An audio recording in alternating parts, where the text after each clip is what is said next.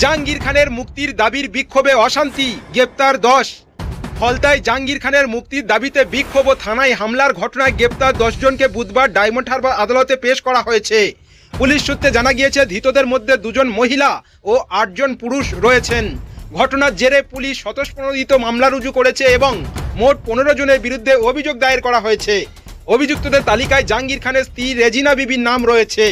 অভিযোগ, জাহাঙ্গীর খানের মুক্তির দাবিতে মঙ্গলবার ফলতা থানার সামনে বেআইনি জমায়েত করা হয়।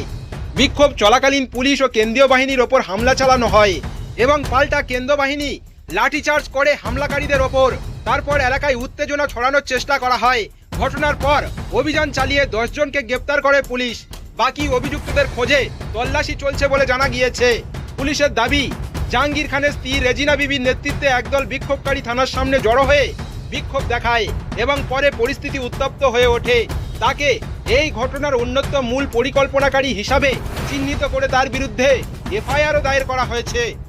উল্লেখ্য, তোলাবাজি সহ একাধিক ফৌজদারি মামলায় অভিযুক্ত জাহাঙ্গীর খানকে গত 8 জুন ভারত নেপাল সীমান্ত এলাকা থেকে গ্রেপ্তার করা হয়েছিল।